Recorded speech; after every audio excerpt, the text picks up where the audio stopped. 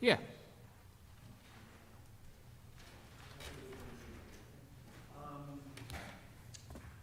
I was a graduate back in 1969 is when I graduated. So I was coming through here because I stayed a week after before COVID, you know, it was our last reunion for the while. So I had a wonderful time at the college, but I wanted to stay an extra week in Oswego because this is where I started, because I developed through being in Oswego and under the auspices of the college. I came from New York City, a small place. So what I find in Oswego is like a fascination point for me, but this is just me, you have to understand. And the beauty that I found when I remained for that 1 week was that everybody left. You have to realize everybody left. And that to me was excellent because it gave me the opportunity to almost like having the keys to the city. I wandered about all over. You have a lot of little parks, a lot of memories, a lot of beautiful things about Americana, and it touched my heart, okay?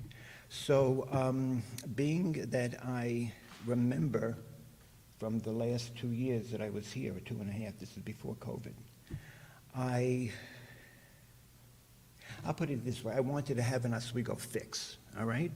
Because of the fact that I began to write or do essays when I was here for that extra week. So I figured, wouldn't it be nice you see, I was going to come for your Harbor Fest, but in a sense I was glad that it wasn't very crowded, because I feel very comfortable when there's less people about, and I could get to know the people that are about, you see. And one person that I missed, and why I was here, is because I wanted trying to find out if, I don't know his name really, but Mr. Wayne, whoever is the head of the drugstore, made a wonderful impression on me when I was here last time. So I was concerned because when I looked in the window, I didn't see what I wanted to see, so I was nervous. Didn't know who to ask. So Mark was here. I asked Mark, that was fine, and then he asked me if I wanted to say something. And there's a lot I can say. There's a lot I don't know. There's a lot I want to find out. But for me, having to have met wonderful people like Amy at the candy store, the father and son at the bookstore, I was quite impressed with your child's museum.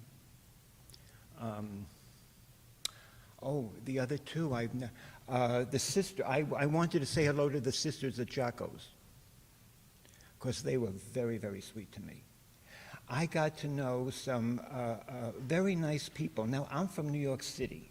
Yes, I know people there, but not in the manner and the degree of what I found here. That gentleman, Mr. Wayne, is all I could remember.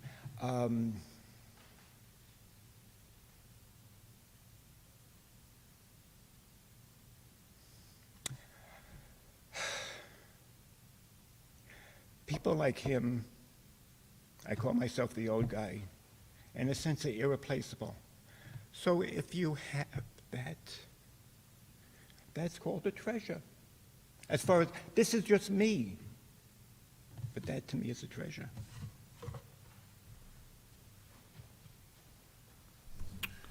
Thank you. The next person signed up is Jesse Vanucci.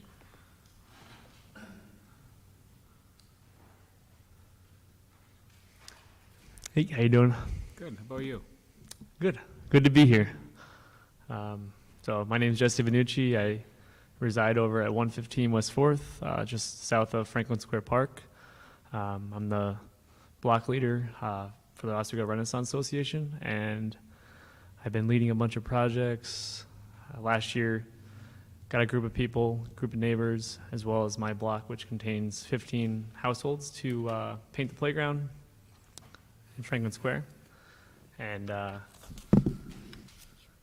this past year, a couple months ago, got them to stain the playground, so I led a campaign to do that, and got a good turnout. Last year was a little crazy with COVID, but we all wore masks and abided by all the guidelines. And then this year, we got the whole park finished up, and made it look nice.